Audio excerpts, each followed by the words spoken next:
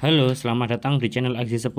Kali ini, Mimin akan bercerita tentang Uzumaki Saruto episode 226 yang berjudul Nuibari untuk Saruto. Sebelumnya, Mimin minta maaf jika kemarin cerita ada yang salah, karena Mimin kemarin kurang teliti. Oke, mari kita bercerita. Saruto berjalan menyusuri lorong batu menuju kantor Hikage dengan langkah pasti, cahaya sore menembus kisi-kisi jendela dan memantulkan bayangan panjang tubuhnya, angin dari pegunungan meniup jubah hitam yang dikenakannya, memperlihatkan lambang klan Uzumaki yang telah memudar, di kedua matanya, terpantul semangat membara dan tekad yang tak bisa dibantah. Di dalam ruangan utama, Sarada Uchiha, sang Hikage ke-10, sedang duduk menatap tumpukan dokumen yang belum sempat ia selesaikan, matanya yang tajam dan tenang menyambut kehadiran anak laki-lakinya tanpa kata, ia tahu kedatangan Saruto bukanlah perkara biasa, ia bisa merasakannya dari langkah kaki anak itu yang penuh beban. Saruto berdiri di hadapan ibunya, diam sejenak untuk menghormati sang pemimpin desa sekaligus wanita yang telah melahirkannya, suasana terasa sunyi, hanya dentingan jam tua di sudut ruangan yang terus berdetak, seolah menandai awal dari sesuatu yang penting. Aku ingin memegang pedang Nuibari, kata Saruto akhirnya, suaranya tenang namun penuh tekanan. Pedang yang dulu dimiliki oleh Rai Shinli, aku akan melanjutkan tekadnya. Sarada tak langsung menjawab, ia mengangkat pandangan, menatap mata anaknya yang kini begitu mirip dengan tatapan seorang shinobi yang siap bertaruh nyawa, matanya menyimpan kenangan akan Rai Shinli, sahabat dan shinobi yang pernah berjuang bersama dalam perang terakhir. Raisin bukan hanya seorang pemilik pedang, jawab Sarada pelan, ia adalah jiwa yang menyulam luka dunia dengan benang tekad, Nuibari bukan senjata biasa, ia menolak tangan yang tak siap menanggung luka orang lain. Saruto tidak goyah, aku tahu, dan aku sudah melihat cukup banyak luka, aku ingin menyatukan kekuatan bukan hanya untuk bertarung, tapi juga untuk menjahit dunia yang mulai retak. Sarada tersenyum tipis, seulas senyum yang mengandung kesedihan dan harapan, ia melihat kilatan masa lalu dalam mata anaknya, masa lalu yang dipenuhi pertempuran, kehilangan, dan pengorbanan. Jika kau membawa tekad Raisin Li dalam hatimu, maka aku menyetujuinya, ucap Sarada akhirnya, tapi ingat, setiap tusukan Nuibari akan menjadi jahitan pada hatimu sendiri, kau akan merasakan penderitaan orang-orang yang tak bisa kau selamatkan. Saruto mengangguk, tidak dengan kesombongan, melainkan dengan kesadaran, ia tahu apa yang akan ia hadapi, ia tahu bahwa mewarisi pedang itu bukanlah sebuah kehormatan semata, tapi juga beban yang tak ringan. Beberapa hari kemudian, upacara penyerahan pedang dilakukan secara tertutup di ruang penyimpanan senjata rahasia desa. Nuibari disimpan dalam peti panjang dari kayu hitam, dengan segel cakra pelindung yang hanya bisa dibuka oleh Hikage.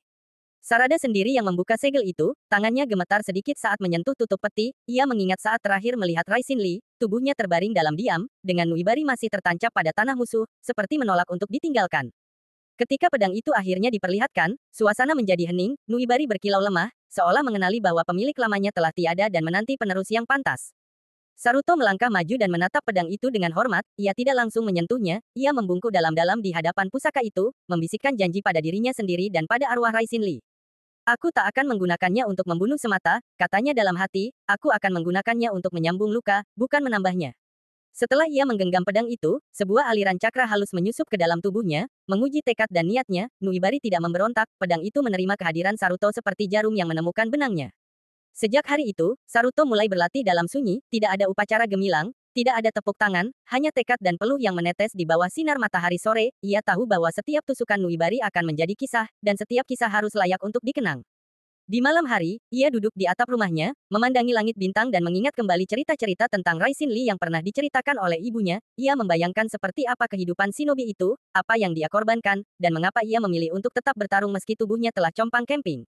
Saruto mulai memahami bahwa menjadi pewaris bukan berarti menjadi bayangan, ia harus menciptakan jalannya sendiri, menulis kisahnya sendiri, namun tetap menghormati pijakan orang sebelum dia.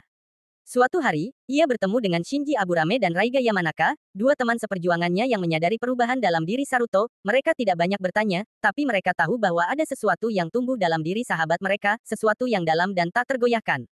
Dalam latihan bersama, Saruto mulai menggunakan Nuibari dengan teknik-teknik baru. Ia tidak hanya menusuk dan menjahit cakra, tapi menciptakan pola-pola cakra yang bisa menstabilkan luka dalam jaringan tubuh. Ia menyulap pertarungan menjadi seni penyembuhan dan pertahanan. Di suatu misi penyelamatan sandera, Saruto menggunakan Nuibari untuk menjahit luka fatal pada seorang anak desa yang hampir kehilangan nyawanya. Nuibari bersinar pelan, seolah memahami bahwa pertempuran ini adalah tentang kehidupan, bukan kematian. Berita tentang pemegang baru Nuibari mulai menyebar, beberapa meragukannya, beberapa mencoba menantangnya, tapi Saruto tidak peduli, ia bukan sedang membuktikan dirinya pada dunia, tapi sedang menyatukan dirinya sendiri. Sarada mengawasi dari jauh, sering kali tanpa sepengetahuan Saruto, dalam diam, ia menangis bukan karena khawatir, tapi karena melihat bayangan Sasuke dan dirinya sendiri dalam langkah anak mereka, perjuangan mereka tidak sia-sia. Malam itu, saat hujan turun di desa, Saruto berdiri di depan batu memorial shinobi, di sana terukir nama Raisin Li, bersama ratusan nama lain yang telah gugur, ia menancapkan Nuibari ke tanah di depan batu itu, lalu bersujud dalam senyap. Aku belum sehebat engkau, Raishin, katanya lirih, tapi aku akan terus menjahit harapan, bahkan di tengah perang sekalipun. Hujan membasahi tubuhnya, tapi ia tak bergeming, petir menyambar di kejauhan, dan angin membawa suaranya ke langit. Malam itu, desa tak hanya melihat pewaris baru Nuibari, tapi lahirnya seorang shinobi yang akan menuliskan bab baru dalam sejarah. Di hari-hari selanjutnya, Saruto mulai dikenal sebagai jarum senyap, bukan karena membunuh tanpa suara, tapi karena menyelamatkan tanpa menuntut pujian. Ia bergerak di antara bayang-bayang, memperbaiki apa yang rusak, dan menjahit yang tercerai. Sarada menyimpan satu gulungan surat dari Raishin Lee yang pernah diberikan sebelum kematiannya. Ia memberikannya pada Saruto dalam suatu malam yang hening, tanpa banyak kata. Di dalam surat itu, hanya ada satu kalimat, jahitlah dunia dengan hatimu, bukan dengan dendammu. Saruto membaca surat itu berkali-kali, dan tiap kali ia membacanya, pedang Nuibari terasa lebih ringan di punggungnya, bukan karena bebannya berkurang, tapi karena hatinya kini cukup kuat untuk menanggungnya. Dan dengan setiap langkah ke depan, Saruto membawa harapan yang dirajut dari masa lalu, dan tekad untuk menjahit masa depan. Dalam diam, ia berdoa semoga ia tak menjadi legenda, tapi menjadi alasan dunia tetap bertahan. Di Kumogakure, langit dipenuhi cahaya jingga saat senja perlahan menyelimuti desa para petir. Raikage berdiri di balkon menara utamanya, memandang hamparan awan yang seolah menggantung rendah di atas desa, tubuhnya yang kekar bersandar santai pada pagar batu, tapi senyuman di wajahnya menunjukkan sesuatu yang lebih dalam, kepuasan yang sulit disembunyikan. Seorang shinobi berlutut di belakangnya, menyampaikan laporan terakhir dari garis depan, nama-nama, angka, peta, semua menjadi bukti atas keberhasilan yang baru saja mereka raih, tapi hanya satu nama yang paling membuat sang Raikage mengangkat alis dan tertawa pelan.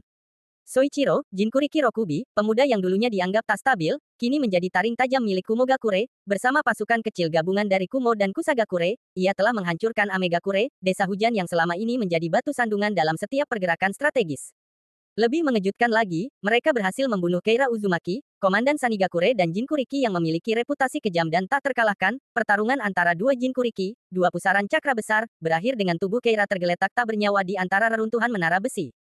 Raikage menggenggam pagar batu lebih erat, matanya menatap jauh ke arah barat, tempat Amegakure pernah berdiri. Ia tahu bahwa perang belum usai, tapi kemenangan ini adalah pesan bahwa kekuatan Kumogakure tidak bisa diremehkan, dan bahwa Soichiro kini telah tumbuh menjadi lebih dari sekadar senjata, ia adalah simbol.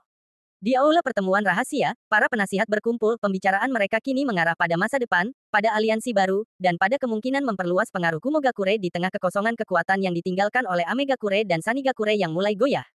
Sementara itu, jauh di utara, angin dingin berhembus menyapu pegunungan es yang menjadi rumah bagi desa samurai. Desa itu berdiri tenang dan terisolasi, tapi kekuatannya tetap dihormati di seluruh negeri. Desa yang dikenal karena kedisiplinan dan kehormatan para samurainya, kini tengah mempersiapkan langkah besar yang telah lama mereka pertimbangkan.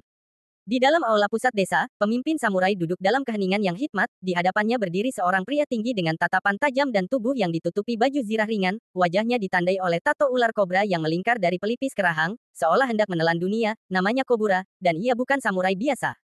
Kobura dikenal sebagai pengguna pedang cakra yang mampu membelah batu hanya dengan satu tarikan bilahnya. Cakranya mengalir melalui pedangnya seperti aliran listrik, menari di udara setiap kali ia menarik senjata. Ia bukan hanya pejuang, tapi legenda hidup di kalangan samurai muda.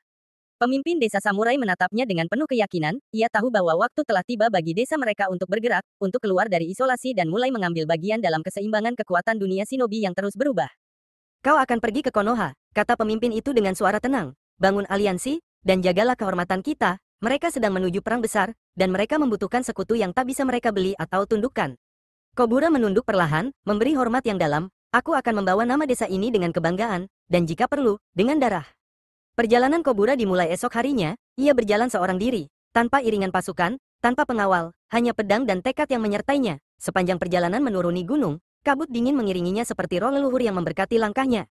Di tengah perjalanan ia melewati lembah yang dulunya menjadi lokasi pertempuran antara shinobi dan samurai puluhan tahun lalu. Tanah itu masih menyimpan bau besi dan kenangan luka. Kobura berhenti sejenak, menancapkan pedangnya ke tanah, dan membisikkan doa bagi mereka yang gugur.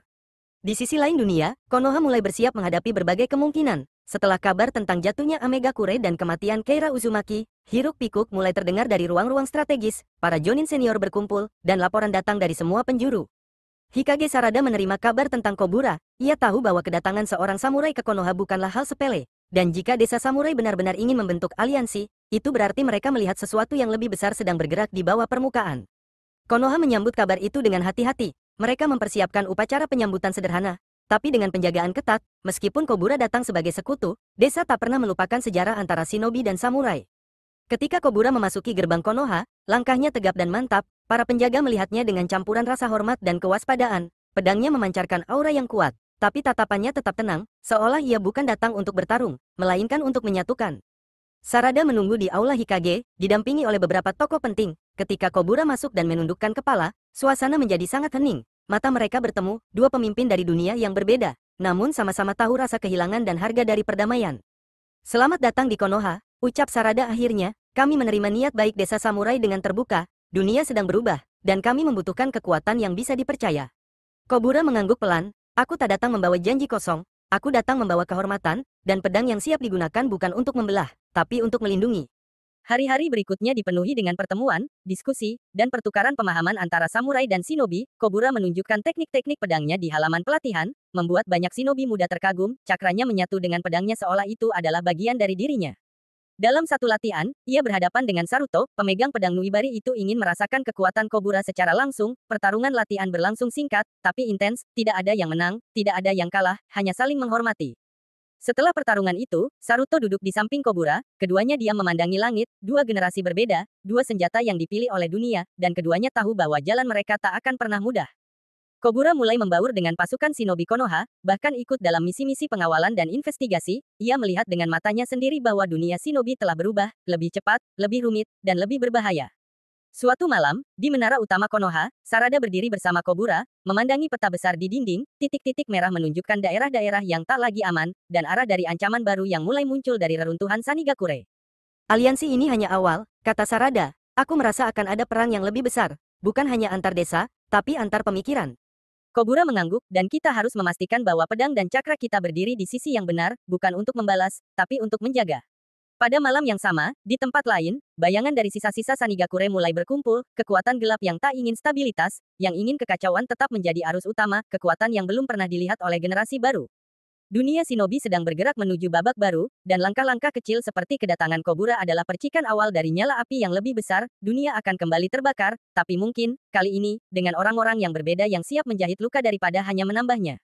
Dan dari Kobura, dari Saruto, dari para shinobi dan samurai yang mulai bekerja bersama, tumbuh harapan baru, bahwa mungkin dunia ini bisa dijahit ulang, bukan dengan darah, tapi dengan kehormatan dan tekad yang tak tergoyahkan.